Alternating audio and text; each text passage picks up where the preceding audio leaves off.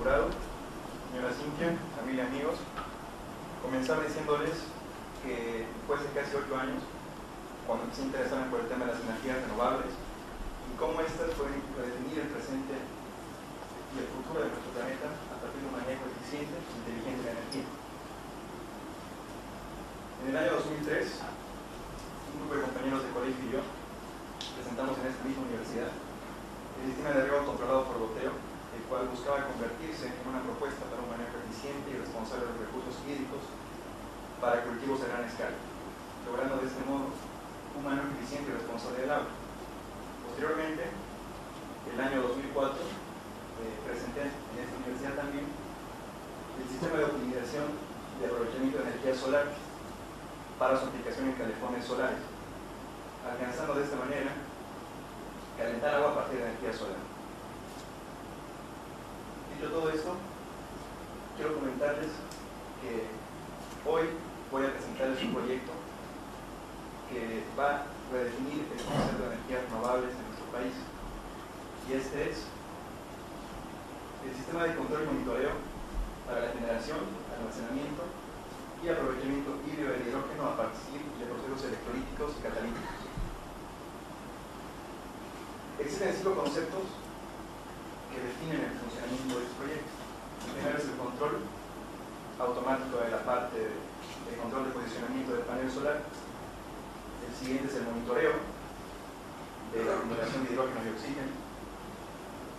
El otro es la generación de hidrógeno y oxígeno, el almacenamiento de los mismos y posteriormente el aprovechamiento del hidrógeno y oxígeno en aplicaciones ya sean de carácter aeroespacial, de transporte colectivo o bien de transporte individual.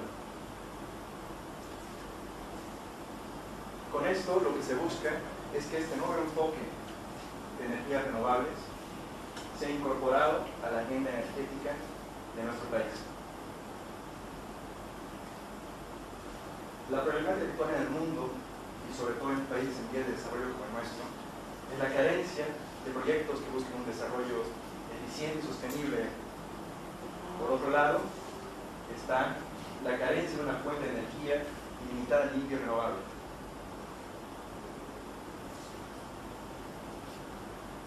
Es esta realidad la que está ocasionando una serie de desequilibrios en nuestro planeta y ya están empezando a sentir, como por ejemplo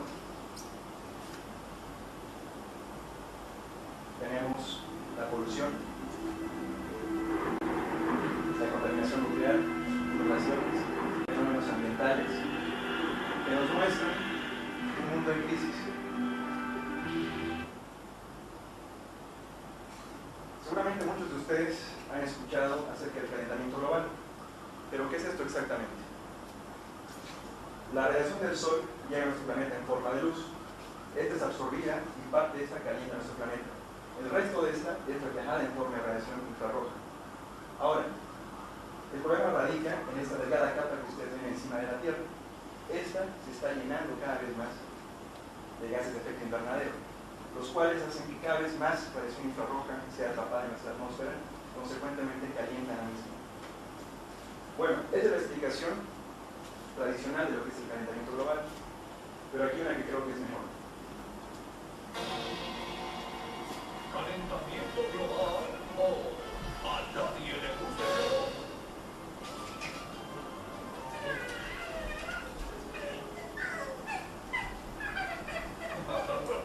Tal vez te preguntes por qué tu helado se derritió. Bueno, Susi, la culpa no es de los extranjeros, es del calentamiento global. Sí. Les presento al señor Rayo de Sol, el viene desde el sol a visitar la Tierra. Hola, Tierra, solo vine a iluminar tu día. La la la la la la la la la. Y ahora me voy. No tan rápido, Rayo de Sol. Somos los gases de invernadero. No irás a ningún lado.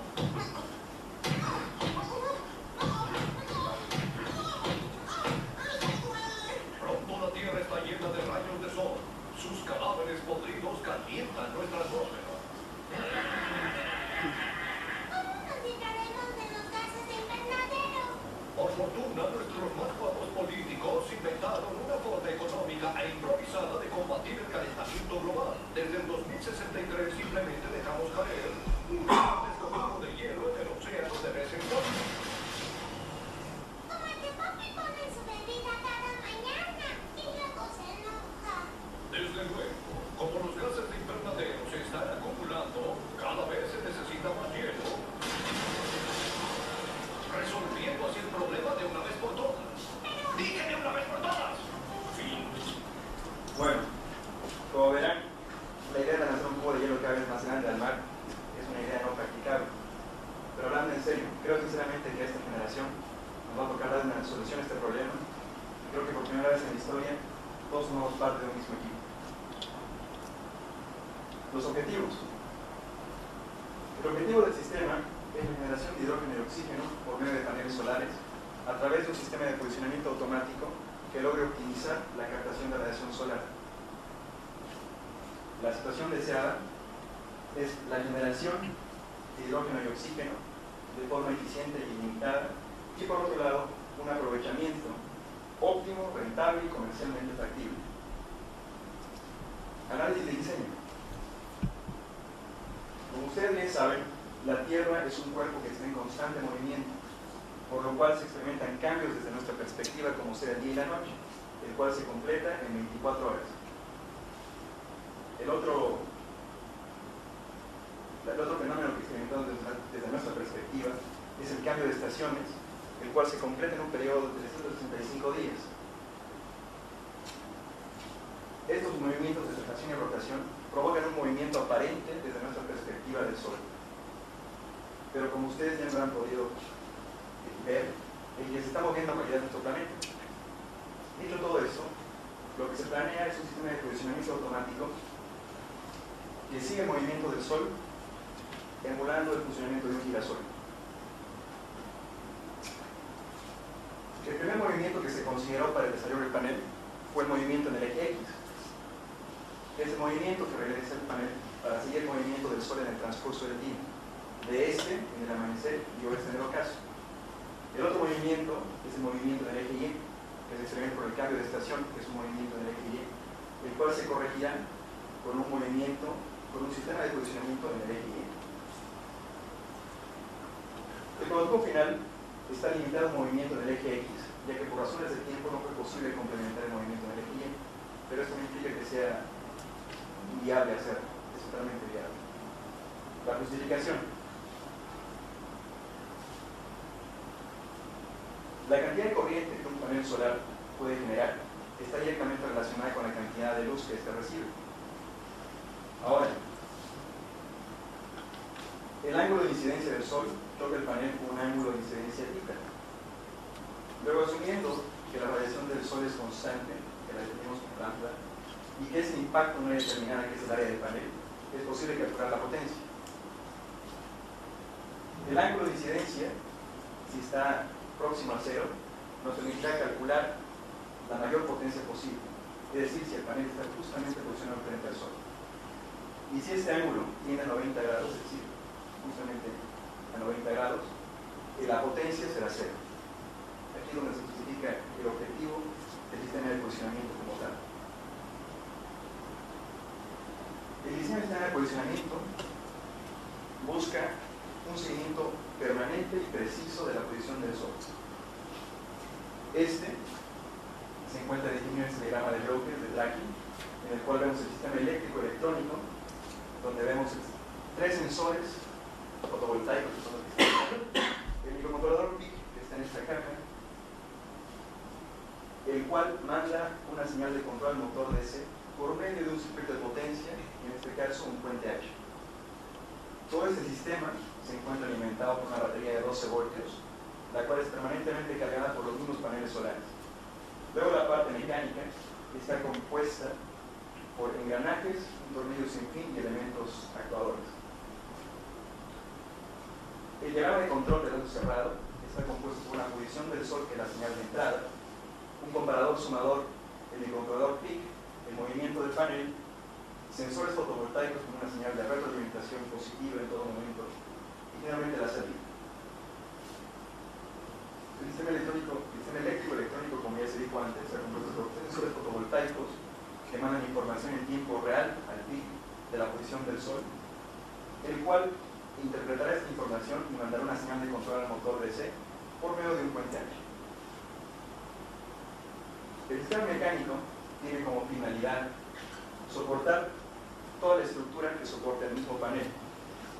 Este está compuesto por un motor de corriente continua de limpia parabrisas que fue elegido por su gran torque, el cual está conectado con un motor que está conectado a un tornillo sin fin, que es el que está acá, el cual al moverse moverá un elemento actuador que estirará este delgado cable y moverá el panel en un lado o en otro.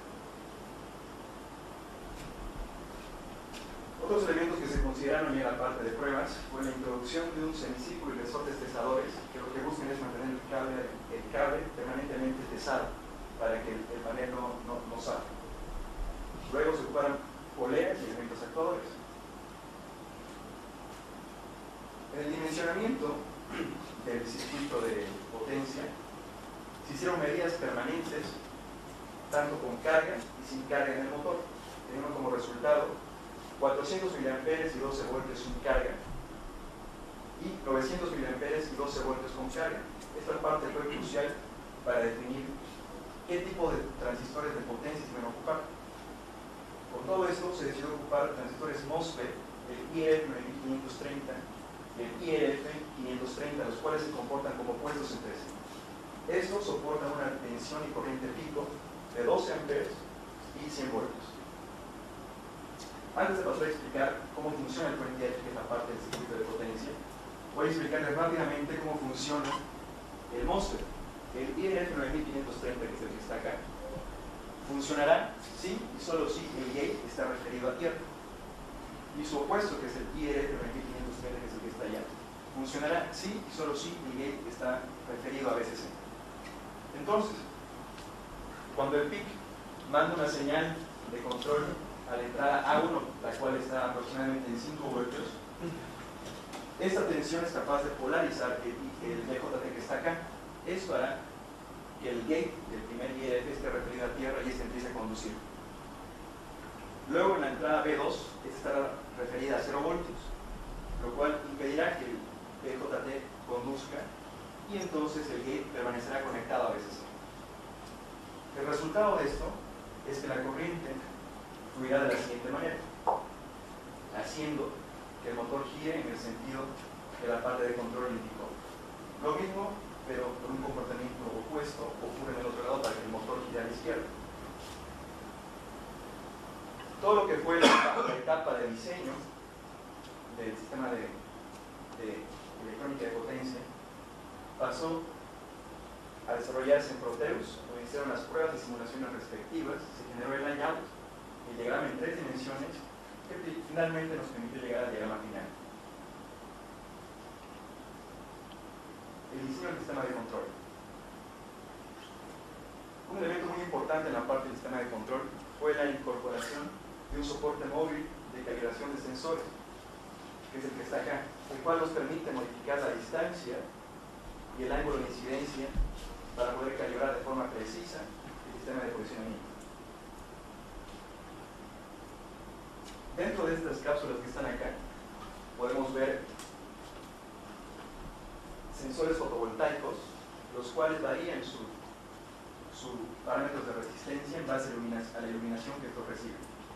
Estos están conectados en serie a una resistencia de 5 kiloohms y en base a la variación de iluminación que se experimenta en el ambiente, este varía sus parámetros de resistencia, dando como resultado una variación en la salida de voltaje de 5 voltios en el día y 0 voltios en la noche. Lógica del software de control. La lógica del software de control, primeramente, busca el muestreo de los datos de los sensores fotovoltaicos en tiempo real. Por otro lado, se encuentran dos sensores, que son los laterales que están acá, que son los encargados de verificar la posición del Sol. Y finalmente un sensor central, que es el que está al medio, que determina si es día o es de noche. Programación en PIC-C.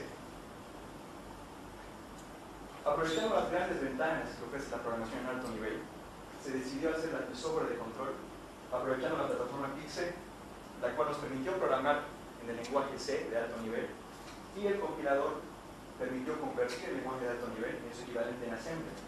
Posteriormente se generó el punto X, que es lo que cargamos finalmente en el PIC. Esto facilitó mucho el trabajo. Declaración de variables. Dentro de lo que ya es el software de la parte de control, tenemos que primero declarar el tipo de PIC que vamos a ocupar. En este caso, el 16F877A, en el cual incluimos la librería. ¿Para qué? Para que posteriormente se puedan invocar una serie de funciones que nos facilitarán mucho el trabajo. Luego se declara la resolución a la cual se va a trabajar. En este caso, 2 a la 10, que son 1024 divisiones. Es decir, tenemos una resolución de 0 a 1024. Luego declaramos algunos otros parámetros, como ser watchdog timer, entre otros. Y finalmente, establecemos el tipo de oscilador que vamos a ocupar. En este caso, un oscilador de 4 MHz. Luego, está el procedimiento cargar variable, en el cual definimos los parámetros de referencia y comparación, en base a los cuales se basará el sensor del centro. Un valor máximo, un valor medio, un valor mínimo y un valor de referencia. El valor máximo será el equivalente a 5 voltios durante el día, un valor medio en el atardecer y un valor mínimo de 300 en el anochecer. Cuando este valor esté por debajo del mínimo, esta información será mandada aquí, para hacerle notar que estamos ya entrando en la noche. El siguiente video les mostrará rápidamente qué es lo que ven los sensores en el transcurso del día.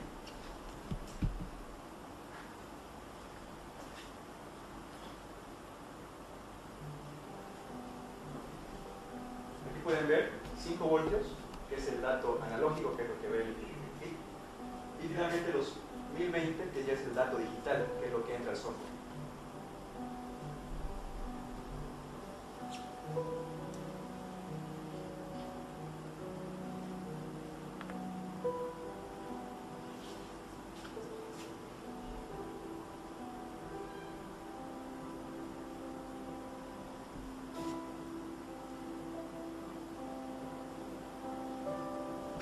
Aquí estamos dentro de un valor medio, que está en 612, ya casi en la tarde, y este valor va a ir disminuyendo hasta finalmente llegar a la noche.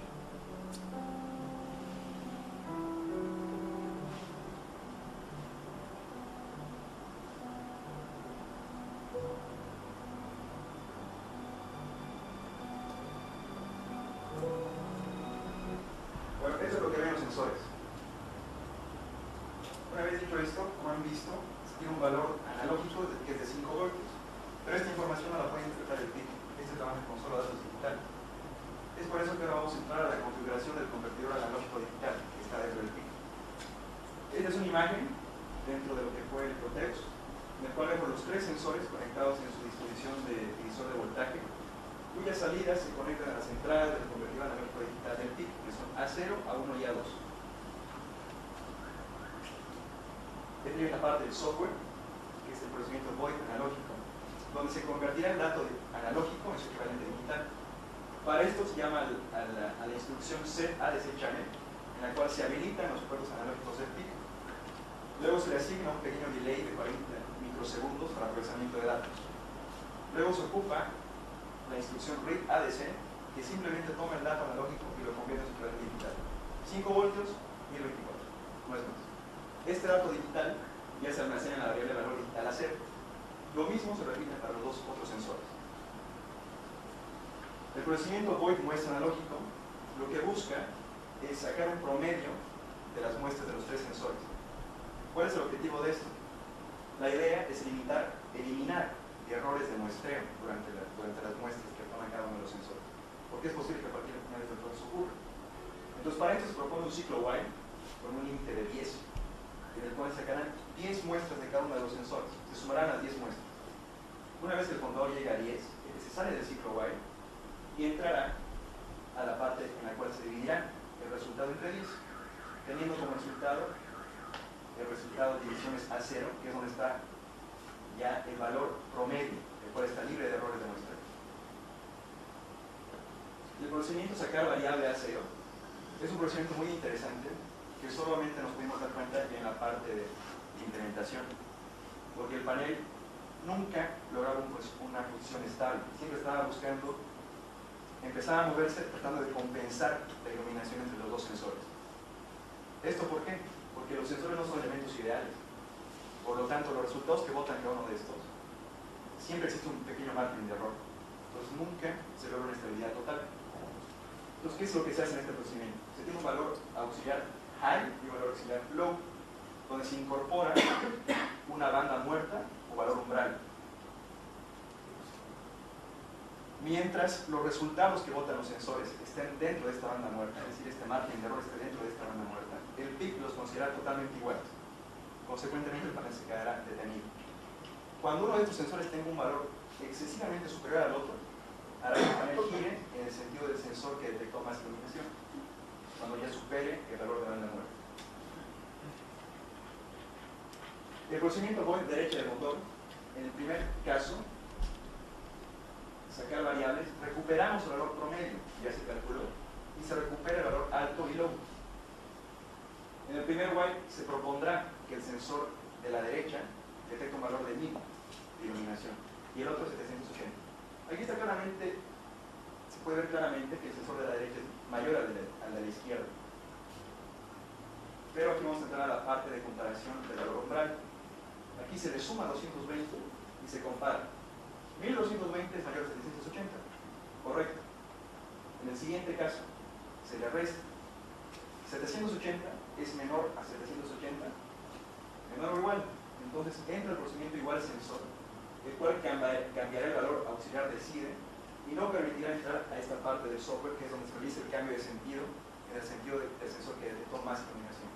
En este caso, el valor o el margen de error está dentro de la banda muerta. Minutos más tarde, se hace otra muestra, en la cual tenemos una pequeña variación de 1000 a 1020 y preguntamos, ¿1020 es mayor a 780? ¿Cierto? Se compara con el high. 1240 es mayor a 780, ¿cierto? Ahora restamos. 800 es menor o igual a 780, aquí ya no se cumple. Entonces, el valor de 100 se mantiene en 0, se salta esta instrucción y se va al procedimiento if auxiliar de SIDE, donde el motor empezará a girar en el sentido del sensor que detectó la mayor iluminación, en este caso el sensor de la derecha. Esto rápidamente la lógica de funcionamiento del cambio de giro, teniendo como resultado lo que se mostró anteriormente, una circulación de la corriente en ese sentido. De no ser por esta banda muerta, el panel se movería ridículamente de un lado al otro tratando de estabilizar la ganancia que tiene con cada uno de los sensores. Es decir, de no ser por esta banda muerta, el panel se movería de esta manera. Trataría de estabilizar permanentemente la ganancia de los sensores, moviéndose ridículamente de un lado al otro. Es por eso que es tan importante la banda muerta. Finalmente, el procedimiento main, que es donde se llama ya todo lo que ya se ha explicado, es el programa principal. Se inicializan los puertos, se cargan las variables, que son los valores de referencia, se muestra analógico que recupera el valor promedio, y finalmente entramos al primer if, donde nos preguntamos si el sensor del medio está por encima del valor mínimo. Es decir, el software se pregunta, ¿es de día? De no ser así, pasa el siguiente while, en el cual se pregunta si es de noche, si está por debajo del mínimo. Si es de noche, el panel empezará a girar a la izquierda para esperar el amanecer del día siguiente de forma automática.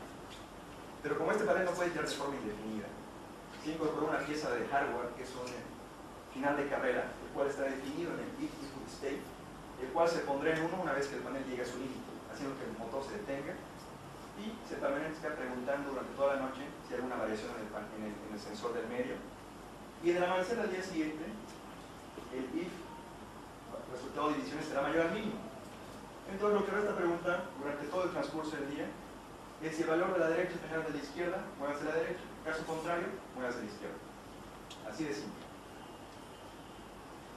El desarrollo del sistema de control pasó de igual manera desde el diseño Proteus, donde se generó el layout, el diagrama en 3 dimensiones, y finalmente el diagrama final, el circuito final. Este es el layout del sistema completo. Y ahora voy a pasar a la implementación.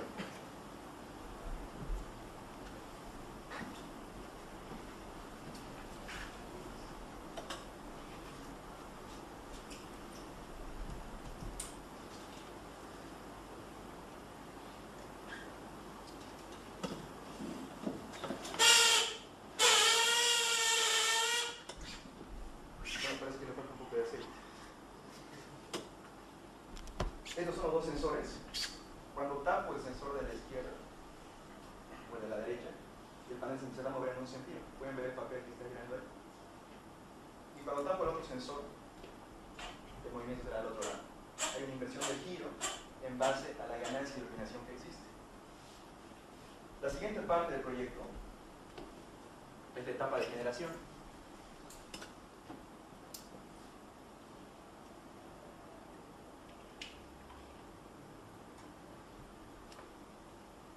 Lo que está acá es una celda de disociación, la cual permite disociar el hidrógeno y el oxígeno que está en el agua.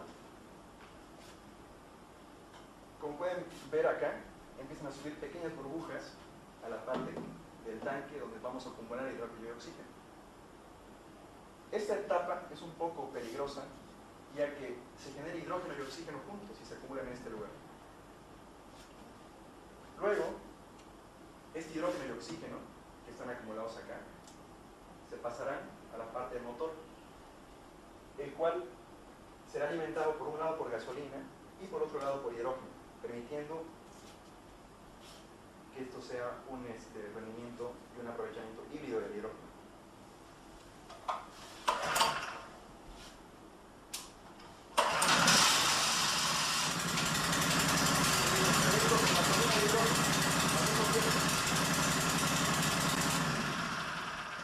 Bueno, por cuestiones de emisiones, voy a apagarlo porque es bastante tóxico.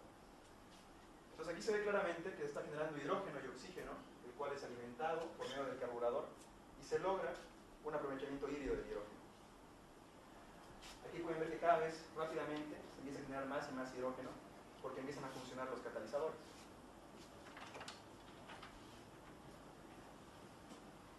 Bueno, esto es el prototipo en sí. Voy a desconectar esto un momento. En el tiempo que estuve esperando la defensa de la tesis, decidí investigar un poco más. Entonces, se compró esta celda de división, que es parecida a la que está allá, solo que la diferencia de esta es que esta separa el hidrógeno y el oxígeno en un compartimiento y en otro.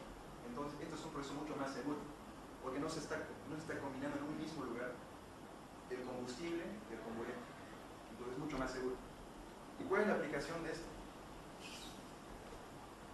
Existe un mecanismo mucho más interesante que la forma de aprovechamiento híbrido, que es por medio de una célula de combustible. Este aparato que está acá permite hacer una electrólisis al revés. Junta el hidrógeno y el oxígeno aquí adentro y como resultado obtener electricidad. Pero esto será posible y viable si y solo si se genera hidrógeno y oxígeno por separado. Más adelante les voy a mostrar cómo funciona esto exactamente. Bueno, luego tenemos el rendimiento del panel. En la primera gráfica, que es la curva de color azul, tenemos el rendimiento del panel inmóvil, sin el sistema de posicionamiento. La de color verde es el rendimiento del panel con el sistema de posicionamiento solamente en el eje Y, siguiendo los cambios de estación. Ya se puede ver que empieza a haber un mayor rendimiento de la radiación. La de color rosado es el rendimiento del panel simplemente con el sistema de posicionamiento en el eje X, el seguimiento durante el día. Y finalmente la de color rojo es el rendimiento del panel con ambos sistemas. Es la mayor ganancia de radiación y es lo más eficiente. Antes de pasar a las conclusiones y recomendaciones, quiero compartir con ustedes una visión del futuro, y es una realidad hoy en día en algunos países del mundo. Y esto se trata de un vehículo invisible al medio ambiente en cuanto a emisiones. Aquí lo tienen.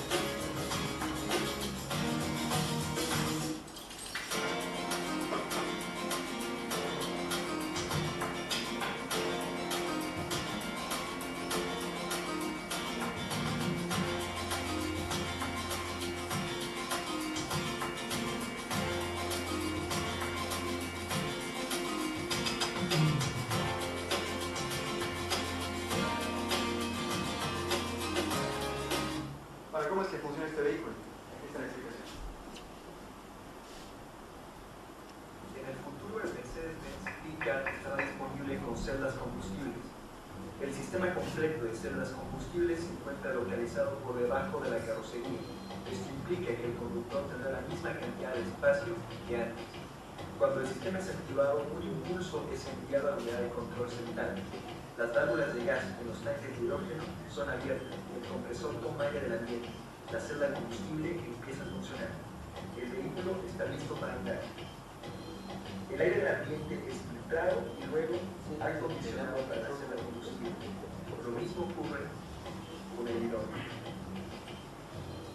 El principio de funcionamiento de una celda de combustible es bastante simple. Una reacción química controlada entre oxígeno e hidrógeno tiene lugar. Esto produce energía eléctrica y calor. Una membrana dentro de la celda de combustible separa los dos gases. Solo los protones de los átomos de hidrógeno pueden pasar a través de él. Los electrones liberados se ramifican y la corriente eléctrica resultante alimenta el reino. Los protones y los electrones reaccionan con los átomos de oxígeno para formar H2O, más conocido como agua. Cuando el conductor acelera, el compresor incrementa el suministro de aire y las válvulas que controlan la cantidad de hidrógeno se regulan automáticamente. Mientras la cantidad de electricidad aumenta, más corriente es suministrada al motor eléctrico del vehículo y un incremento en la corriente eléctrica también incrementa el rendimiento. La potencia eléctrica del motor es transferida directamente hacia las llantas por medio de engranajes de tracción fina. El sistema de celdas combustibles carga la batería dependiendo del nivel de carga específico. Lo mismo ocurre con el frenado, con el motor funcionando como un generador, el cual produce una corriente eléctrica. La energía almacenada en la batería suministra energía dinámica durante la aceleración y es utilizada para activar nuevamente el sistema de celdas combustibles. Un vehículo de hidrógeno es cargado de igual manera que un vehículo de combustión interna, solamente la bobera es distinta. La razón de esto es la alta presión, arriba de 10.000 psi, a la cual el hidrógeno es cargado en el tanque. Los tanques tienen suficiente hidrógeno para darle al conductor una autonomía de 400 kilómetros. Estos están hechos de aluminio y están recubiertos por fibra de carbono para así poder soportar la alta presión. La presión interna de los tanques asegura la máxima seguridad en caso de accidente, ya que al existir una fuga es liberada rápidamente. Una corriente eléctrica es creada en la celda de combustible, junto con calor y vapor. Estos salen del vehículo a través del escape.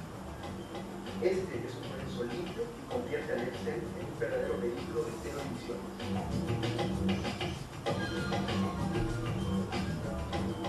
Bueno, ese es el funcionamiento de la celda de combustible.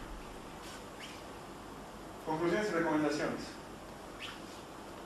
La factibilidad del proyecto, que es algo muy importante. Para poder analizar la factibilidad del proyecto, se propuso un modelo de estudio de factibilidad, el cual fue sometido a varias corridas para ver el comportamiento de la tasa interna de retorno. Después de varias corridas, se vio que existen dos variables que son extremadamente sensibles para la factibilidad del proyecto. Estas son el precio de los paneles y la escala de generación. La primera corrida se propuso un precio de watt generado de $1, una escala de generación de 1 megawatt, 2 horas de generación y una inversión de $1.000.000. Tiene se puede ver de 0 a 20 años plazo, tiene un valor presente neto de 1.700.000 y una tasa interna de retorno de 18.87%. Es muy rentable. El siguiente escenario se tiene un precio watt generado de $1, una escala de generación de 200 watts, que es lo que está acá, 100 watts por panel, 12 horas y $600 de inversión. En este caso, los resultados son los siguientes: un valor presente neto de $20.6 y una tasa interna de retorno de 1.20%. Esto no es rentable. Esto es rentable si solo existe una escala de 1, que es como ya se mostró anteriormente. El otro factor, el precio de los paneles, es el precio watt generado. Tiene $4 por precio watt generado, una escala de generación de 1 mega otra vez, 12 horas y una inversión de $4 millones. El valor presente neto acá es $500.000, total pérdida y una tasa interna de retorno de menos 2.56%. El precio de los paneles destruye la factibilidad del proyecto. La siguiente corrida es con un precio watt generado que en vez de ocupar paneles solares ocupará energía eléctrica de la red. $0.04 por precio watt generado, 1 megawatt, horas de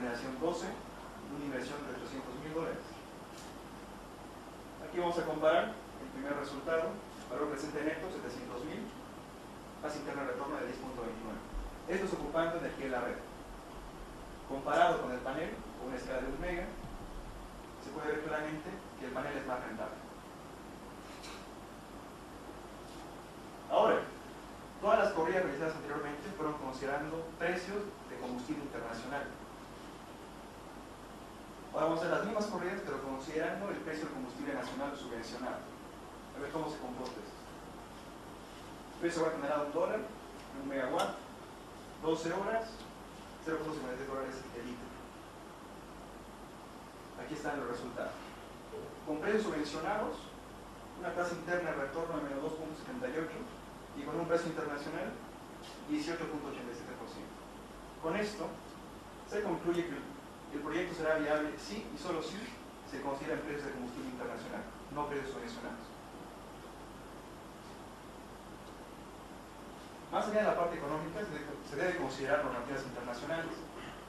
Muchos de ustedes han escuchado acerca del protocolo de Kioto, en el cual se le asigna bonos de carbono a cada uno de estos países, un límite máximo de emisiones de CO2. Estos países, a su vez, le asignan un cupo de emisiones a cada una de las empresas que operan en su país. Entonces, las empresas se ven limitadas a la producción por la cantidad de CO2 que emiten. En un escenario como este, proyectos como estos son cada vez más rentables, ya que además de dar una autonomía de energía a la industria, permiten una mayor productividad sin producir CO2, garantizando competitividad, productividad y sostenibilidad. Finalmente, se pudo ver que el sistema en su conjunto fue posible que concluya todas las funciones para las cuales fue diseñado, lo cual demuestra que se cuentan con las condiciones tecnológicas para un aprovechamiento del hidrógeno en el país. Ahora bien, si bien hay condiciones aptas para el desarrollo de esto, se tiene que definir claramente que existen las condiciones tecnológicas para un aprovechamiento híbrido, como el que han visto ayer. Pero todavía existen limitaciones para un aprovechamiento de forma completa, por medio de celdas combustibles, por el problema de limitaciones tecnológicas que hay en el país. Entonces, como ya se dijo anteriormente, la aplicación será posible, sí, solo sí, de forma híbrida. Los desafíos. La fabricación de celdas combustibles en el país, en un futuro, ojalá no muy lejano, y el mejoramiento del sistema de producción y acumulación de hidrógeno.